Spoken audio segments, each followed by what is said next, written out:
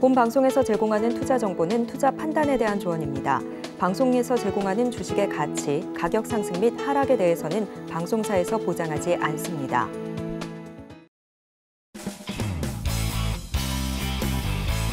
시청자 여러분 안녕하십니까. 깊이 있는 인사이트로 여러분들의 투자를 잘 이끌겠습니다. 저는 강관호입니다.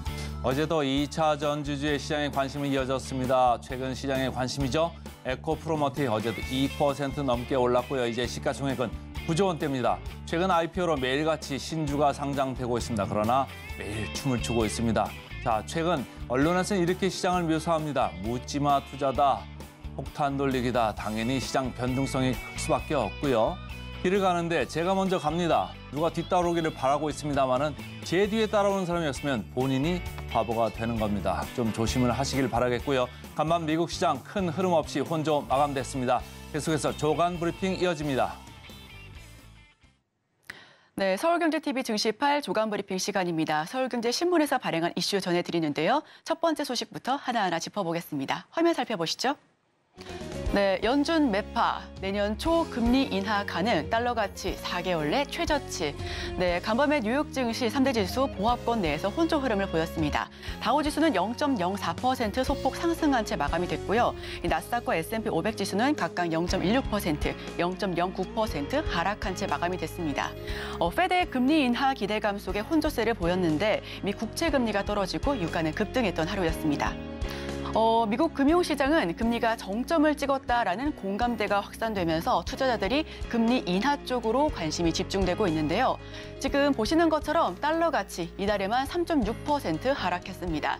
10년물 국채 수익률 역시 4.2%대로 낮아졌고요. 금값은 배럴당 2,040불로 6개월 만에 최고치를 경신했습니다. 미 국채 10년물 금리는 장중 전일 대비 4.3bp 하락했습니다. 지난달 말과 비교하면 65bp나 떨어진 수치인데요. 불과 지난달 23일 장중 5%대를 찍으면서 2007년 글로벌 금융위기 이후 처음으로 5%대에 도착할 수 있다라는 우려가 확산이 됐었는데 지금 현재 상황은 급격한 방향 전환을 맞고 있습니다. 자, 연준 매파. 대표적인 인사죠. 크리스토퍼 월러 이사는 낮은 인플레가 지속할 때는 금리 인하 역시도 가능하다라는 의견을 보였습니다. 헤지펀드 수장 빌 에크먼 역시 내년 1분기에는 금리 인하할 것 같다라는 의견을 보였고 월가에서는 내년 5월에 인하할 가능성이 80%가 넘는다라고 점쳐지고 있습니다. 매파 인사들의 비둘기적 발언에 힘입어서 역시 지금 계속해서 이 인하 쪽으로 무게추가 올려지고 있고요. 시장에서는 연준의 피벗, 즉 통화정책 전환 카운트다운이 시작했다라는 관측이 나오고 있습니다. 장기간의 금리 인상 사이클이 종료될 것이다라는 기대감도 함께 물려지고 있고요. 그렇기 때문에 성장주 위주로의 투자 관점도 옮겨지고 있습니다. 당초 5, 6월로 예상됐던 금리 인하 예측 시점도 조금 더 빨라지고 있음이 시사되고 있습니다. 자, 하지만 간밤의 뉴욕 증시는 이와는 달리 보합권 내에서 계속해서 등락을 거듭하다가 기술주 어느 정도 좀 하락한 채 마감이 됐습니다. 메타 역시도 하락세를 보였고요. 그리고 마이크로소프트와 애플 역시도 하락한 하루였습니다. 테슬라도 빠진 하루였는데 엔비디아만이 소폭 상승하면서 종가 형성했습니다. 기술주가 크게 상승하지는 않고 오히려 빠졌던 하루였던 만큼 오늘장 우리 증시 역시 기술주 반드시 체크해 나가야겠습니다. 정리하고 넘어가겠습니다. 달러 가치 이달에만 3.6%나 하락했고요. 10년물 수익률 4.2%대로 낮아졌습니다. 금값은 오히려 온스당 2,040불로 6개월 내내 최고치를 경신했다라는 소식까지도 전해드립니다. 네, 그럼 다음 소식으로 넘어갑니다. 롯데케미칼 차세대 배터리 분리막 개발 두 번째 소식으로 전해드립니다. 롯데케미칼이 리튬 메탈 배터리 관련 신기술을 개발했다라는 소식을 28일 공시했는데요. 리튬 메탈 배터리, 차세대 배터리로 평가받고 있습니다. 앞으로 배터리 소재 사업의 역량을 강화하겠다라고 밝힌 롯데케미칼. 네, 자세한 소식 들어보겠습니다. 롯데케미칼은 반고체, 전고체 리튬 메탈 배터리에 사용되는 음극재의 불안정성을 해결할 수 있는 분리막 코팅 소재 제조 기술을 국내 최초로 개발하고 특허 출원을 완료했다라고 공시를 했는데요. 이 분리막 코팅 소재 제조 기술이란 리튬이온의 흐름성을 개선하는 기능성 소재를 리튬 메탈 배터리 분리막에 코팅해 내구성을 강화하는 것이 핵심입니다. 자, 지금 살펴보시면 롯데케미칼 측은 신기술을 덴드라이트 현상을 억제해서 리튬 메탈 음극재의 장비 안정성을 확보해 나가겠다라고 밝혔고요. 이 500사이클에서 90% 이상의 용량 보존율을 보이겠다라고 선보였습니다. 이를 통해 기존 분리막 대비 30% 이상의 내구성 향상 효과를 기대할 수 있다는 게 롯데케미칼7의 설명이고요. 또 기존 리튬이온 배터리에 적용되는 제조 설비를 사용 가능하겠다라는 소식과 함께 차세대 반고체, 전고체 리튬 메탈 배터리 생산 설비 구축에 필요한 시투자비 절감도 가능해졌다라는 소식을 함께 전달했습니다. 자, 어제 전반적으로 2차 전지가 강세를 보였습니다. 리튬 관련된 종목들 역시도 상승세를 보여줬었는데 LNF가 15% 넘게 뛰었고요. 에코프로비엠은 10%, 에코퓨처엠, 포스코 퓨처엠도 7% 넘는 상승세를 연출했습니다. 탑머티리얼도 4%대, 금양 역시도 4%대 넘는 상승률을 보여주면서 전반적으로 2차 전지가 강했던 하루가 연출이 됐었습니다. 자, 롯데케미칼 정리하고 넘어가겠습니다. 리튬 메탈 음극재 불안정성을 해결했다라는 소식, 희소식으로 전해왔고요. 기능성 코팅 소재 제조, 특허 출원 역시도 좋은 소식으로 들어와 있습니다. 롯데케미칼의 주가 앞으로도 살펴봐 주시면 좋겠습니다. 자, 그럼 다음 소식으로 넘어가 보겠습니다. 투자 경고에도 에코프로머티 장중 15만 원 선을 돌파했다. 네, 세 번째 소식으로 전해드립니다. 최근 에코프로머티의 주가 상승이 굉장히 뜨겁습니다. 2차 전지 소재 기업인 에코프로머티리얼즈 주가가 장중에 15만 원 선을 돌파했고요. 시가총액도 한때 10조 원을 크게 웃돌았었습니다. 코스피 시총순위도 상장 첫날 81위에서 현재는 41위권까지 수직 상승에 랭크되어 있습니다. 지금 11월 17일에 3조 원이었었던 시총이 지금 29일 기준에 9조 원까지 껑충 뛴 모습인데요. 자, 그럼 자세한 소식으로 넘어가 보시죠. 어제 최근 들어서 주가 추이를 살펴보겠습니다. 계속해서 고공행진하고 있는 모습이고요. 17일 상장한 이후 이달 22일과 24일만을 제외하고는 모두 상승 마감했습니다. 29일 한국거래소가 에코프로머티에 대해서 투자 경고 종목으로 지정했지만 오히려 주가는 상승한 채 종가 형성했는데요. 에코프로머티 굉장히 유명한 전구체 국내 유일 생산 기업입니다. 하지만 하이니켈 전구체를 국내 유일에 대량 생산하는 부분에 하이니켈 전구체를 조금 더 방점으로 찍어주시면 좋을 것 같은데요. 지배적인 시장 지위 역시도 눈에 띄고 있는 부분입니다. 하이니켈 전구체 시장 점유율 당면 탑을 찍고 있고요. 최고의 기술력을 자랑하고 있어서 많은 투자자분들께서도 현재 관심을 갖고 계신 종목입니다. 이 전구체란 양극재 이전 단계의 물질로 리튬이온 배터리의 성능을 결정하는 핵심 소지인데 핵심 소재를 바탕으로 계속해서 발전해 나가겠다라는 에코프로머티의 사업 내용까지 설명해 드립니다. 자, 정리하고 넘어가겠습니다. 시총 10조 원에 육박해 코스피 41위로 등극을 했고요. 개인 투자자들은 상장 이후 2,796억 원의 순매수세를 보여주면서 계속해서 주가 담고 있습니다.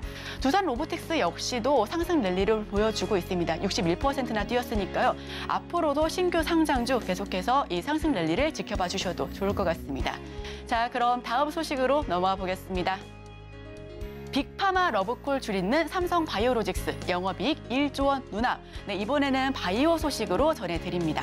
삼성바이오로직스 창사 이래 처음으로 3조 5천억 원이 육박하는 CMO 수주를 달성했다라는 소식으로 전해드리는데요. 지난해 1조 7,835억 원 대비 2배가량 증가한 수치입니다.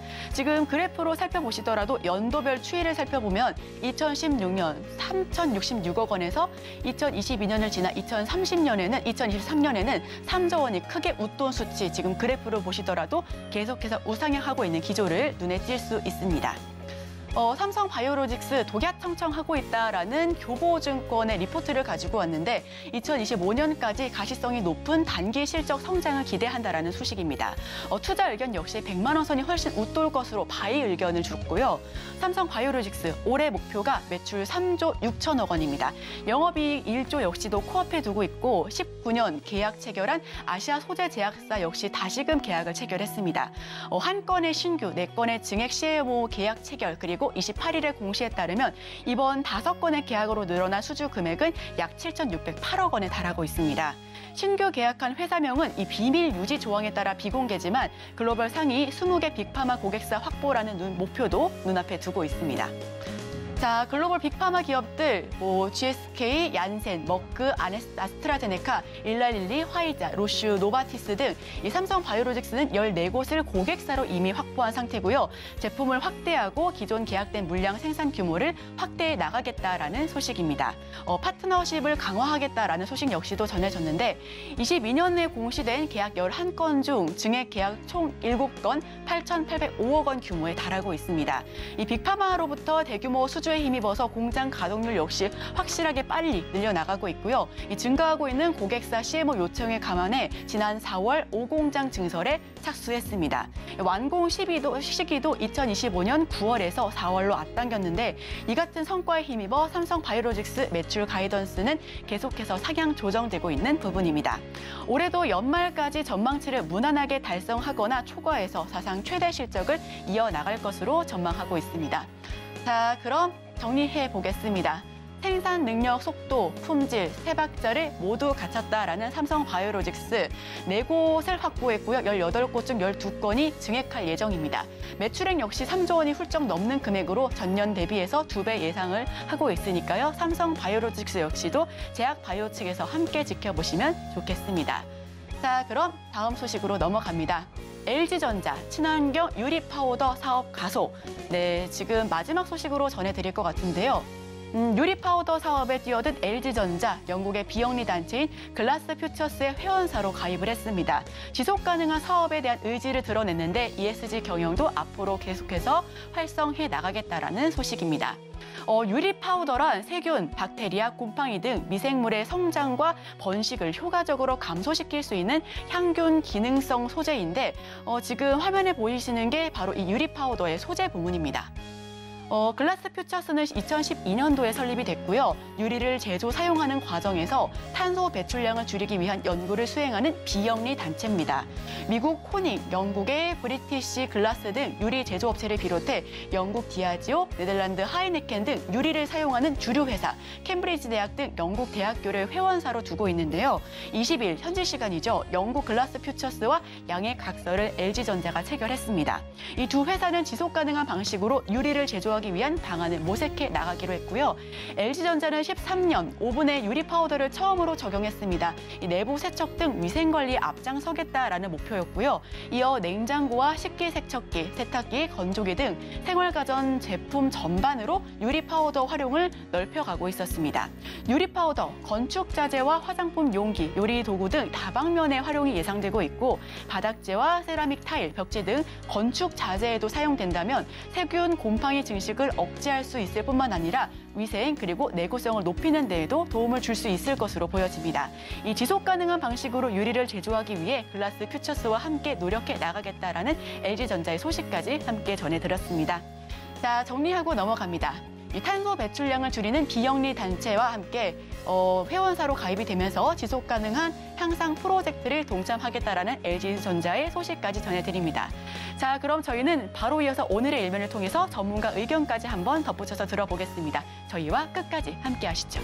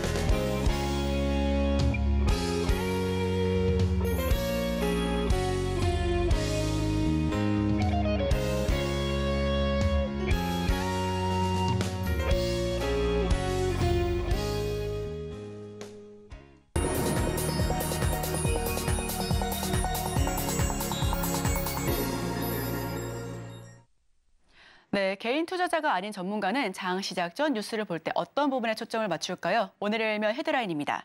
골드만삭스 내년 한국 증시 54% 성장, 방산주 추천. 헤드라인 풀어주실 분이죠. 헤르메스 스타 김시현 팀장 함께합니다. 어서 오세요. 네, 안녕하세요. 네, 어제 마침 제가 증시9에서 LRG 넥스원 리포트를 한번 분석을 했었는데 방산주 헤드라인 풀어주시죠. 네, 아무래도 지금 어제 기사가 나왔던 부분이 특히 골드만삭스에서 리포트가 나왔는데 제가 눈여겨보고 있었던 게 딱 두 가지. 첫 번째는 내년 한국 증시가 54% 성장한다는 점. 두 번째로는 그 와중에서도 굉장히 다양한 섹터가 있는데 방산주를 추천을 한다라는 내용이었습니다. 우선 첫 번째 내용부터 조금 풀어보자면 내년 한국 증시 같은 경우에는 굉장히 큰 폭의 성장세가 기대가 되니까 투자 의견 비중 확대 기조를 유지를 한다라는 내용이었습니다. 실제로 우리나라 증시 기업들 굉장히 실적 잘 내는 기업들이 많은데 관련했을 때 아무래도 코리아 디스카운트라고 하죠. 네. 저평가에 대한 의견이 굉장히 많다 보니까 실제로 코스피 같은 경우에는 PBR 0.92배로 굉장히 저평가가 되고 있습니다. 거기다가 더해서 골드만삭스뿐만 아니라 모건스탠리 쪽에서도 MSCI 한국 지수가 20% 넘게 상승을 한다라는 전망들도 나와주고 있는데 요지는 좀 비슷해요. 실제로 EPS가 향후 12개월간 58% 성장을 할 것이다라는 내용들도 나와주고 있고 골드만삭스도 이와 비슷합니다. 실제로 기업들이 이익을 얼마나 내냐. 앞으로 우리나라 같은 경우는 반도체 부분에서 이익 성장률이 굉장히 크게 나올 수밖에 없다라는 내용들이 많이 나와주고 있는데 그도 그럴 게 우리나라 증시에서 많은 비중을 차지하고 있는 게 반도체입니다. 실제로 삼성전자가 코스피에서 차지하고 있는 비중이 20%. 굉장히 큰 폭을 차지하고 있기 때문에 실제로 외국인들이 삼성전자를 투자를 한다, 이꼴 물론 반도체에 대해서 투자를 한다도 될 수 있지만 지수를 산다라는 의미가 될 수도 있고요. 실제로 외국인들의 투자자가 삼성전자 반도체 쪽에 대한 매수세가 유입이 되고 있습니다. 그만큼 반도체 같은 경우에는 앞으로 턴어라운드에 대한 기대감, 실제로 디램이라든지 낸드 일부 품목에 대해서는 현물가가 올라가는 모습들이 나와주고 있고 실제로 삼성전자를 비롯해서 3사가 재고 감산으로 인한 부분이 효과가 나올 것으로 좀 보고 있습니다. 실제로 내년 같은 경우에는 반도체 업황 같은 경우는 더 좋아질 것이라고 보시면 좋을 것 같고 거기다가 더해서 최근 나오고 있는 이야기가 AI 쪽에 대한 수요. 실제로 AI 칩에 대한 이야기가 계속 나와주고 있고 특히 빅테크 기업들이 각자에게 맞는 AI 칩을 개발하기 위해서 굉장히 많은 돈을 투입을 하고 있어요. 그러면 당연히 AI 칩을 개발하기 위한 반도체도 함께 수요가 올라갈 수밖에 없다는 점을 보면 앞으로 이 점에 대해서는 삼성전자라든지 SK하이닉스가 반도체 업황을 계속 이끌 것이라고 보시면 좋을 것 같습니다. 그러면 반도체 쪽에 대해서 투자가 계속 나와주면 실제로 수급이 유입이 되고 그러면 지수 같은 경우에 좀 더 떠받칠 가능성이 높다는 거죠.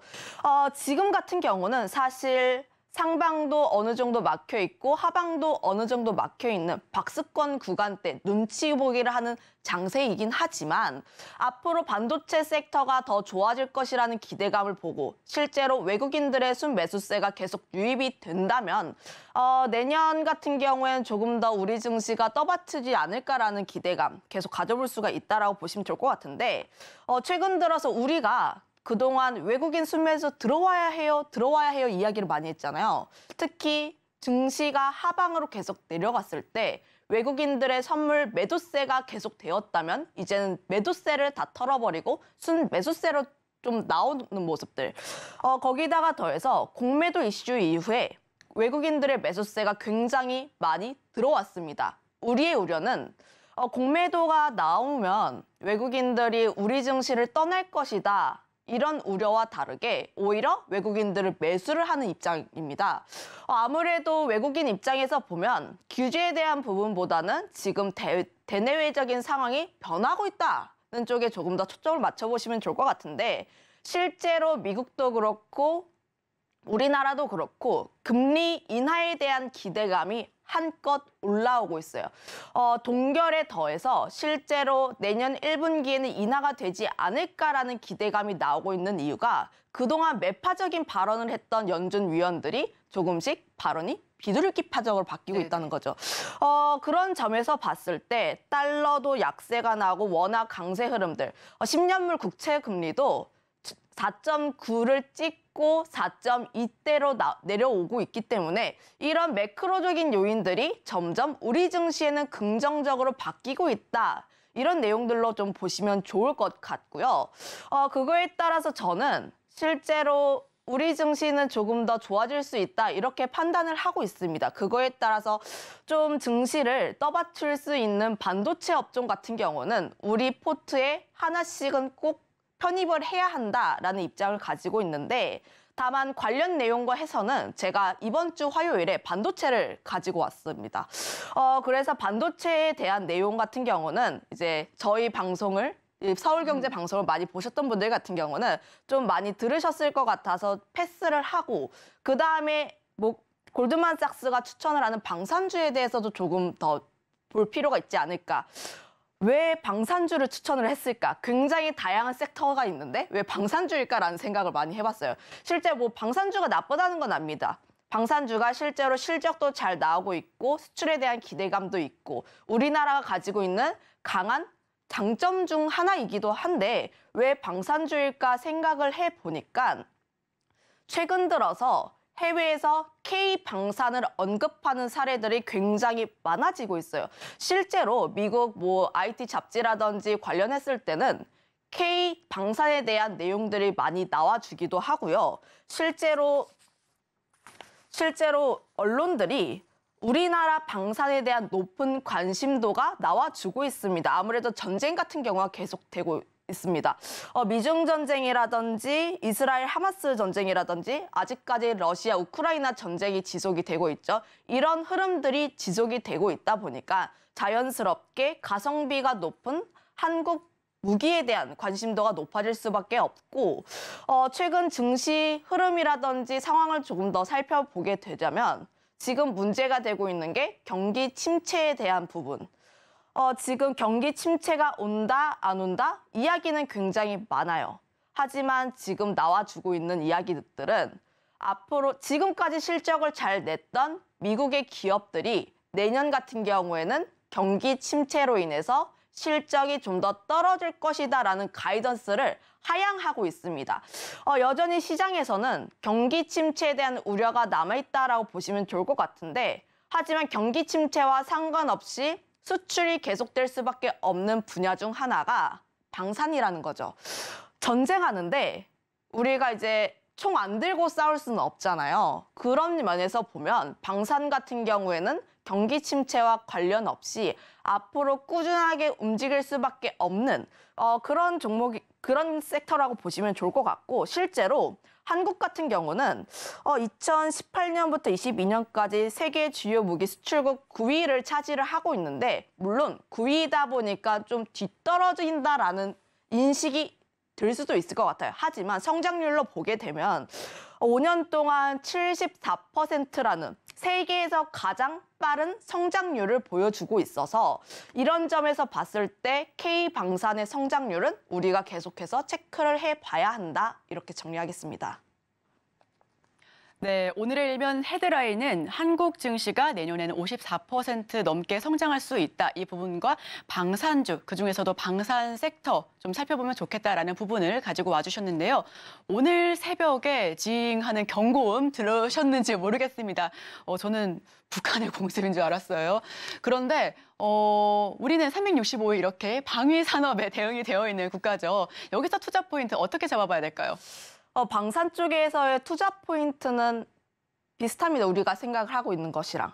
기존의 방산 같은 경우는 국내 산업에만 많이 치중이 되어 있었어요. 아무래도 방산 쪽이다 보니까 국내에서 방위 쪽의 예산을 얼마나 많이 늘리는지가 초점이었는데 최근 방산 같은 경우는 수출에 대한 기조가 확대가 되고 있습니다. 그러면 우리가 수출을 할 수 있는 다양한 국가들이 방위 방위비를 얼마나 많이 올리는지가 관건일 것 같은데 최근 예산안들을 살펴보면 방위비가 계속 올라가고 있습니다. 뭐 러시아, 중국, 미국뿐만 아니라 굉장히 다양한 국가들이 방위비를 너도 나도 올리고 있다 보니까 우리나라가 수출할 수 있는 국가가 굉장히 많아질 수 있다라는 뜻으로 해석을 해보시면 좋을 것 같아요. 실제로 전 세계의 방위비가 러시아, 우크라이나 전쟁 이후에 안보에 대한 문제가 대두가 되면서 큰 폭으로 증가를 했습니다. 특히 나토 회원국 같은 경우는 아무래도 러시아와 좀 밀접하게 연관이 되어 있다 보니까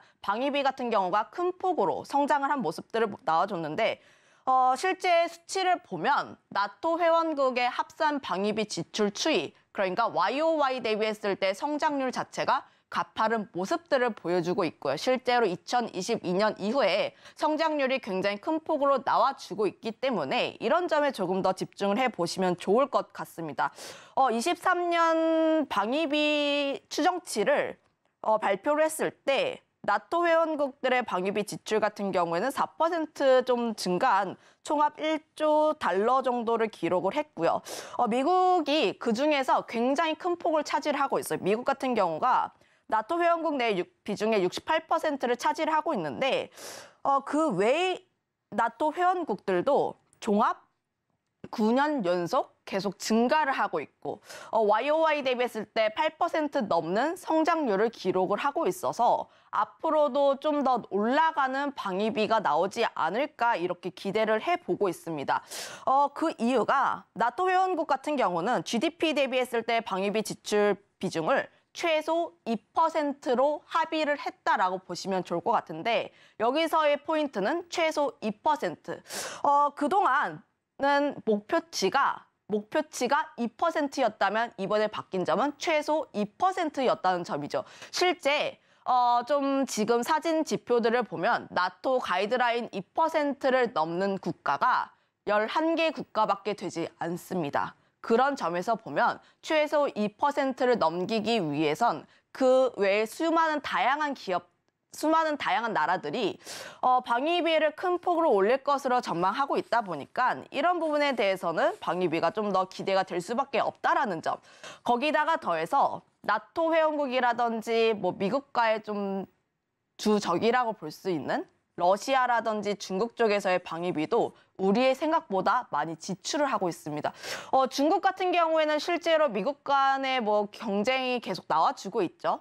그런데 중국의 경우에는 대만에 대한 문제도 있고 하다 보니까 국방 예산이 계속해서 올라가고 있는 수치를 보여주고 있습니다. 실제로 좀 어떤 수치에 따르면 중국 정부가 발표한 금액보다 더 쓴 금액 같은 경우는 더 썼다라는 내용이 나올 정도로 중국이 방위비에 큰 폭의 지출을 진행하고 있고 러시아의 경우에도 방위비를 계속 큰 폭으로 올리고 있는데 아무래도 러시아는 전쟁이란 특수 상황임에도 불구하고 상반기에만 목표한 금액 이상을 좀 쓰는 모습들이 나와줬어요. 그 이전 목표했던 금액보다.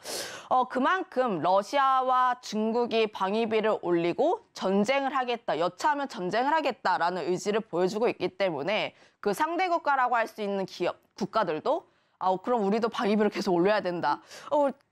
저 사람들이 쳐들어올 수가 있는데 우리도 손 놓고 있을 수는 없으니까 방위비는 계속해서 올라갈 수밖에 없는 그런 부분이라고 보시면 좋을 것 같습니다. 그거에 따라서 실제로 24년 방위비 발표한 것을 보면 미국 같은 경우에도 여전히 국방부 예산을 전체 부서 예산 중에서 가장 큰 최대 금액을 편성을 하기도 했고요. EU 같은 경우도 방위비를 확대하고 있는 러시아에 맞춰서 실제로 큰 폭으로 올리고 있습니다. 그중에서 우리가 눈여겨봐야 할 국가가 폴란드. 아무래도 폴란드 같은 경우가 우리나라가 수출하고 있는 주요 국가이다 보니까 폴란드가 방위비를 얼마나 많이 책정을 하는지 이 부분이 중요하다고 보여지고 있는데 폴란드 대통령께서 24년 GDP의 4% 이상인 약 330억 달러를 방위비에 지출을 할 계획이다라고 이야기를 했고요.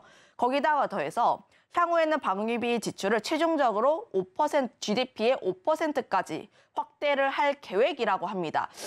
실제로 폴란드 같은 경우는 아무래도 방위비를 올릴 수밖에 없다는 점. 특히 러시아 우크라이나 전쟁이 지속이 되고 있는 한 폴란드 같은 경우는 유럽의 수문장 역할을 하고 있기 때문에 그 점에서 방위비를 올릴 수밖에 없다. 그런데 지금 폴란드의 문제가 무엇이냐라고 하면 무기가 많지가 않아요. 러시아 우크라이나 전쟁이 나오면서 폴란드가 가지고 있던 구소련의 무기들을 우크라이나에게 넘겨줬습니다. 그러면 창고가 비었는데 그 창고를 채워야겠죠, 그럼.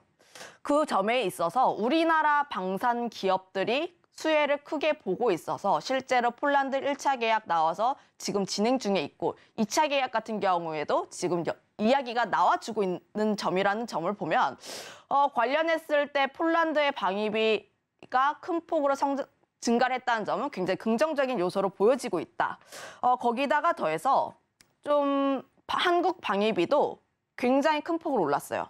물론 국내 매출에 대해서 좀 큰 기업에 대해서 긍정적인 요소로 보여지고 있는데 방위력 개선비 같은 경우는 국내 방산 기업의 매출과 좀 많이 직결이 되어 있습니다. 실제로 우리나라 방산 기업들의 주요 매출이 한국 방산 쪽이다 보니까 이런 점에서 보게 됐을 때는 앞으로 지금 방산 같은 경우에는 좋아질 일이 나올 수밖에 없다. 거기다가 다수의 프로젝트도 협상이 진행이 되고 있는데 루마니아라든지 말레이시아라든지 굉장히 다수의 프로젝트가 추진 중에 있다 보니까 이런 점에서 보게 된다면 앞으로 수출기도 좀 많이 열려 있다 이렇게 정리를 하겠습니다. 네, 오늘의 일면 키워드는 너도 나도 올리는 방위비에 중점을 뒀습니다. 지정학적 리스크가 확대되고 있으면서 각국이 방위비 지출의 큰 폭의 증가세를 보여주고 있고요. 중국과 러시아 큰 폭의 방위비를 이미 지출하고 있습니다. 유럽연합 역시 러시아에 대비해서 방위비를 확대하고 있고 또 한국 방위력 개선비도 4년 만에 최대폭으로 증가했습니다. 자, 폴란드 역시 2차 계약을 통해서 빠르게 이제 개선하고 있는 분위기인데 그렇다면 오늘의 수혜 섹터 방산주에 들 수 있을 것 같고요. 자, 그럼 종목 이야기로 바로 들어가 보겠습니다. 종목 이야기를 하기 전에 이 점을 한번 좀 넘어가고 싶은데 실제로 방산주 좋다라는 내용은 많이 알고 계실 겁니다. 그럼요. 실제로 방위비가 계속 증가를 하고 있다라는 내용들도 많이 나와주고 있고 실제로 실적이 찍히고 있는 섹터이기도 하고요. 다만 방산주가 상승력이 제한이 된 이유는 무엇일까라고 보면 실제로 폴란드 2차 계약이 진행이 되지 않고 있다라는 점인데 그동안 금융지원 리스크로 인해서 불확실성이 존재를 했고 그로 인해서 실제로 수주가 나오더라도 상당 부분 시간이 소요될 수 있다라는 우려로 인해서 상승력이 제한이 되었습니다. 그러면 방산주가 추가적으로 올라가기 위해선 금융지원 리스크가 해소가 될 필요가 있다라고 보여지고 있는데 관련한 이벤트가 이제 조금씩 나올 예정이거든요. 이런 부분에 대해서 우리가 조금 더 초점을 맞춰볼 필요가 있지 않을까라고 보여지고 있습니다. 실제로 수은에서 법정 자본금 규모가 현행 15조 원인데 현재 자본금 한도를 상향하는 내용의 수은법 개정안을 논의 중에 있거든요. 실제로 지금 사진 한번 보고 갈게요. 사진을 한번 봤을 때 수은 법정 자본금 한도가 계속적으로 상향을 하고 있다가 지난 10년간 자본금 상향이 없었습니다. 왜 현행 15조가 왜 중요하냐라고 보면 관련했을 때 자기 자본의 40% 이상을 대출을 할 수 없다라는 내용이 있고요. 실제로 수은이 1차 폴란드 계약에서 어느 정도 공여를 진행을 했기 때문에 한도는 대부분 소진한 상태라는 점입니다. 그러면 기업들이 2차 폴란드 계약을 진행을 하는 데 있어서 추가적으로 금융적인 지원을 진행할 수가 없다 보니까 이런 점에서 보게 된다면 좀 상향에 대한 이야기가 나올 수밖에 없다는 점. 거기다가 더해서 실제로 수은법 개정안이 3건이 계류 중에 있고 금액 같은 경우에는 35조 원까지 나와주고 있어서 이런 점에서 기대를 해볼 수밖에 없다. 거기다가 더해서 여야 모두 좀 긍정적으로 이야기를 하고 있는 부분이다 보니까 실제로 기재위 통과 기대감이 높다라고 보시면 좋을 것 같은데 오는 31일 에서 1일 사이에 본회의에서 통과가 될 경우에는 방산 수출 모멘텀에 대한 부분이 다시 한번 살아날 수 있다라는 점에서 좀 보시면 좋을 것 같고요. 관련했을 때 우리가 조금 더 긍정적으로 볼 수 있는 기업이 한화 에어로스페이스입니다.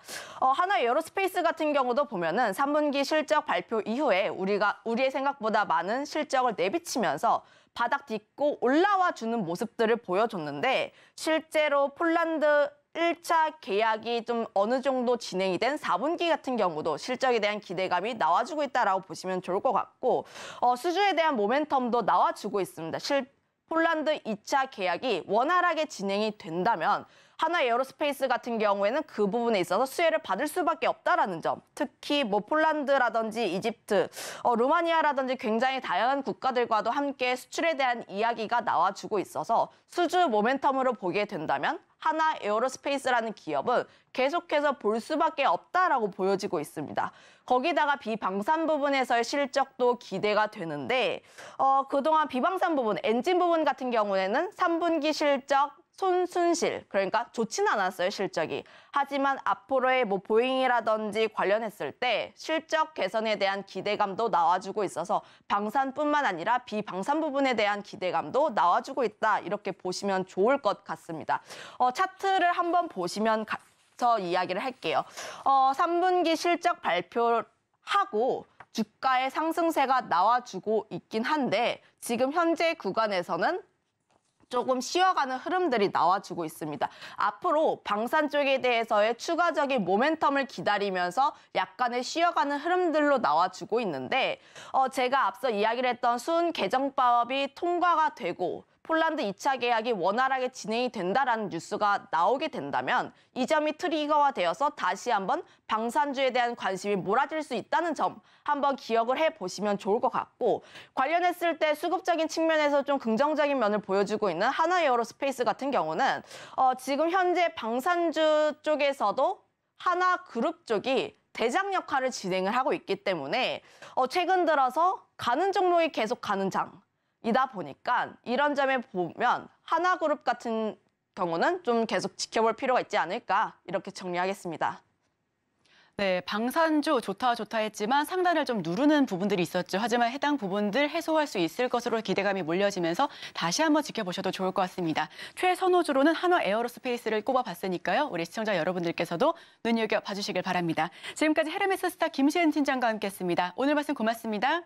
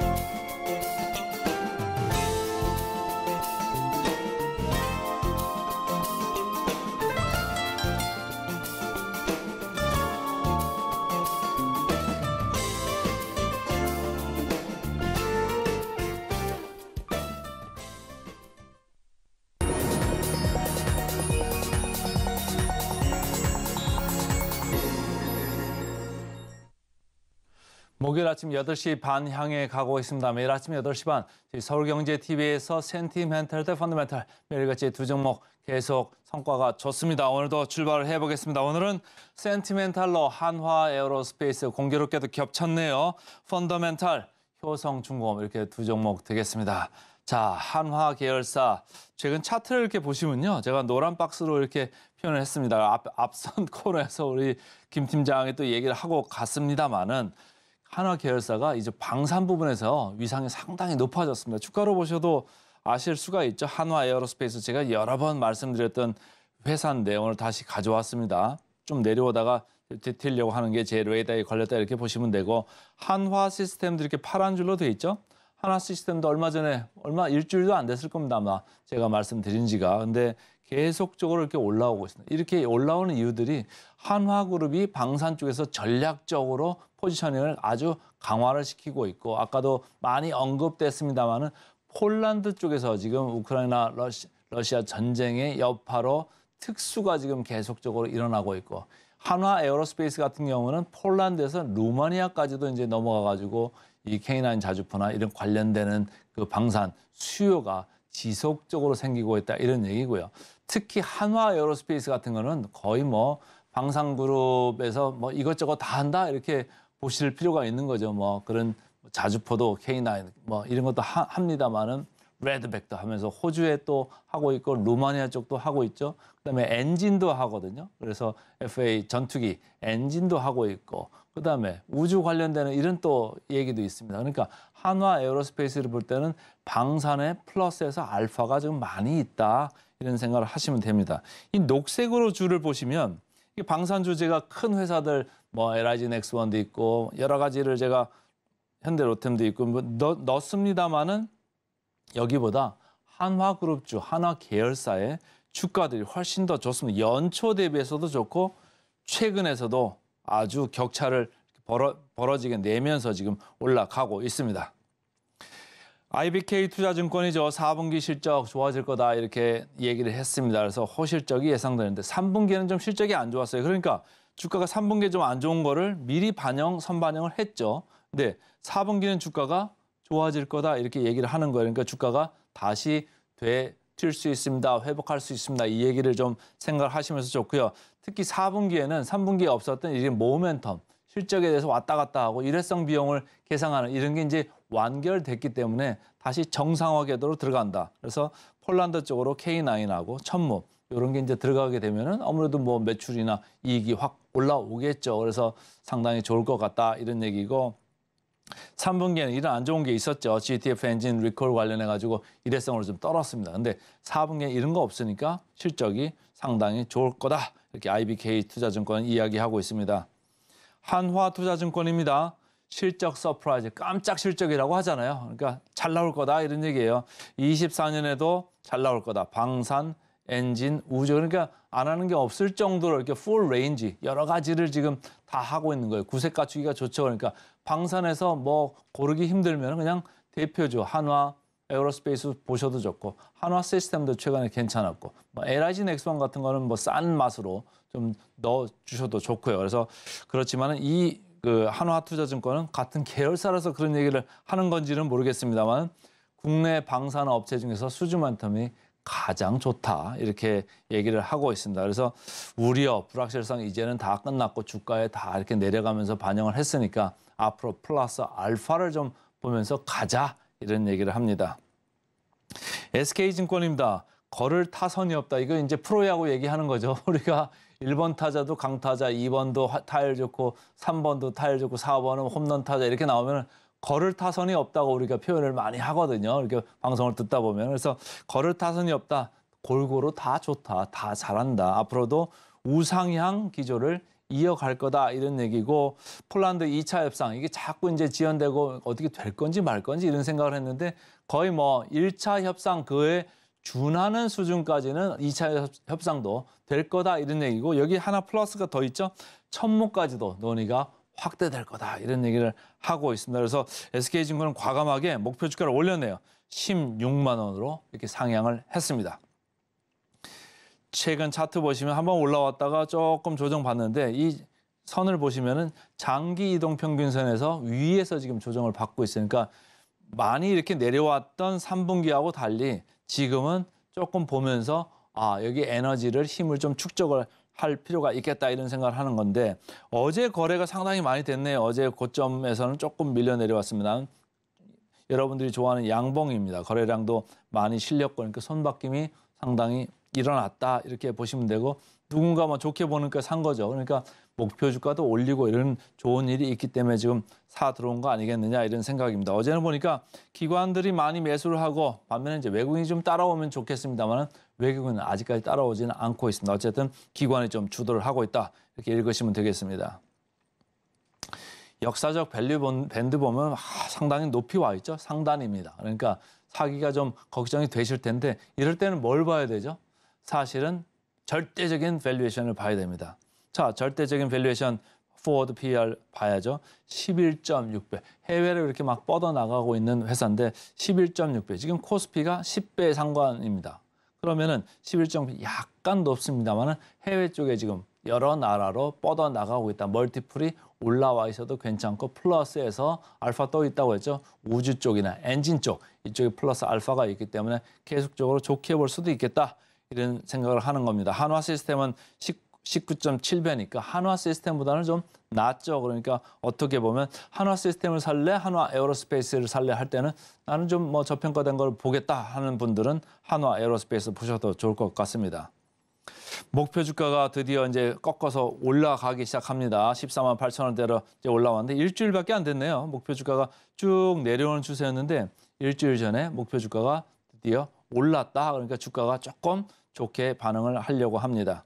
자, 상승률을 보겠습니다. 21% 정도 남아있네요. 그래서 오늘은 센티멘탈 주식으로 한화 에어로스페이스부터 말씀을 드렸습니다. 이제 펀더멘탈 가겠습니다. 펀더멘탈 오늘은 효성중공업입니다. 얼마 전에도 말씀드렸는데 다시 가져왔습니다. 이렇게 계속 가져오는 이유는 뭘까요? 차트를 보시면 알 거예요. 그때 제목하고 똑같습니다. 오르고 또 오르고 그때도 오르고 또 오르고 제가 말씀드렸는데 또 올라요. 근데 효성중공업이 안 오를 것 같이 이렇게 내려가더니 또 오릅니다. 왜일까요? 왜 계속 이렇게 살까요? 이렇게 올랐는데 말이죠. 위험해 보이지 않습니까? 왜 살까요, 근데? 저평가입니다. 제가 펀더멘탈로 가져오는 주식들은 어떻죠? 분위기도 타지만 분위기 있는 건 제가 센티멘탈 주식으로 많이 말씀드립니다. 근데 펀더멘탈 쪽은 저평가 주식이 맞습니다. 현대일렉트릭도 최근에 주가가 괜찮았지만 효성중공업이 단연 지금 1등입니다. 이 전력 인프라 쪽에서는 단연 1등이고 여기서 미국의 노후화 설비가 지금 30년 이상 된 게 60% 이상 되고 있습니다. 그리고 플러스 해가지고 신재생 에너지 쪽에서도 뭔가 수요가 계속적으로 지금 이어지고 있다. 이런 걸 보면서 올라가는데 그러면 이게 여기서 그칠 거냐 이런 얘기예요. 근데 주가는 뭘 얘기하고 있죠? 그치지 않을 거다. 어떤 면에서 그치지 않을 거를 보는 겁니까? 수요도 올라가는데 지금 설비 증설을 생각할 만큼 수요가 아주 좋다. 공급자 우위 시장으로 바뀌어 있다. 이런 얘기를 주가는 말해주고 있습니다. IBK 투자증권입니다. 중공업 보면 효자가 됐다. 그래서 예전보다 볼륨도 좋아지고 마진도 좋아지고 이렇게 해서 3분기에 시장 기대치를 상회를 했다. 이런 얘기고 드디어 미국 생산법인이 손익분기점에 도달해서 이제부터는 이제 이익이 나기 시작할 거다. 이런 얘기를 하고 있습니다. 그리고 수주잔고 1년 8개월어치 이렇게 수주잔고를 보유하고 있죠. 그러니까 선별수주 증설 이게 상당히 중요한 얘기예요. 선별수주라는 얘기는 뭐죠? 가격이 좋다는 얘기예요. 가격이 좋으면 수익성이 좋죠. 증설하면 뭐죠? 볼륨이 이제 그러니까 P도 좋아지고 Q도 좋아지고 그런 거를 지금 효성중공업이 지금 기대를 받고 있는 겁니다. 이렇게 3분기 실적이 좋아지니까 목표 주가 어땠습니까? 7주 전부터 급격히 올라가더니 지금 24만 2천 원까지 와 있습니다. 그러니까 목표 주가가 올라오니까 주가도 거기에 발맞춰서 반응을 보이고 있다. 이렇게 보시면 되고요. 자, 다월 투자증권에서는 이런 호황이 지속될 거다 이런 얘기예요. 이게 한 번에 끝날 이슈가 아니다. 그리고 신규 수요 계속 늘어나고 있고 공장 증설하면 전기 들어가야 되잖아요. 그러니까 그런 이유가 있고 신재생 쪽도 계속적으로 투자는 될 거다 이런 얘기예요. 트럼프 대통령이 미국에서 이제 지금 강력한 대통령 후보로 지금 나서고는 있습니다만 아직도 선거하려면 1년 남았어요. 그러니까 그 전에 이제 많이 수요는 이어질 거고 선투자되는 것도 좀 많겠죠. 그리고 진행되는 투자권들은 계속 가야죠. 그래서 수요가 계속 좋아서 공급 부족이다. 가격도 올라가고 있다. 그래서 다월 투자증권은 업종 내 최선호주로 이야기하고 있습니다. 차트 보겠습니다. 최근 쭉 이렇게 옆으로 기고 있다가 이제 슬그머니 고개를 들죠. 거래량도 좀 붙었습니다. 어제 보니까 외국인 기관 쌍끌임에서 계속되고 있더라고요. 그러니까 탄탄하게 이어지고 있다. 그러니까 팔고 싶은 생각이 좀 많은 분들도 좀 손이 근질근질 하시겠지만 좀 천천히 파셔도 좋겠다 이런 생각을 합니다. 자, 역사적 밸류밴드 보면 상단에 와 있죠. 상당히 높게 보입니다만은 이걸 하나 보시죠. 7.5배입니다. 그러니까 낮게 생각하고 외국인 기관 계속 쌍끌이로 들어오고 있다. 이렇게 읽으시면 되고요. 목표 주가 대비 보겠습니다. 15% 정도 남았는데 아직도 더 올라갈 수 있다고 저는 개인적으로 보고 있습니다. 그래서 오늘은 센티멘탈로 한화 에어로스페이스, 펀더멘탈로 효성중공업 두 종목 말씀드렸습니다. 오늘의 핵심 요약 세 줄입니다. 뉴욕 증시 혼조세를 보이며 마감했습니다. 애플과 마이크로소프트 등 개별 종목이 주가 숨고르기 양상을 보였습니다. 오늘의 일면, 골드만삭스 내년 한국 증시 54% 성장, 방산주를 추천했고요. 너도 나도 올리는 방위비에 초점을 뒀습니다. 마지막으로 센티멘탈 대 펀더멘탈. 오늘의 일면 김시훈 전문가와 강권 앵커의 선택이죠. 방산주 한화 에어로스페이스 알아봤고요. 펀더멘탈은 업종 내 최선호주 효성중공업 꼽아봤습니다. 저희는 바로 이어서 증시 구로 돌아오겠습니다. 해당 방송도 서울경제TV와 함께 하시죠.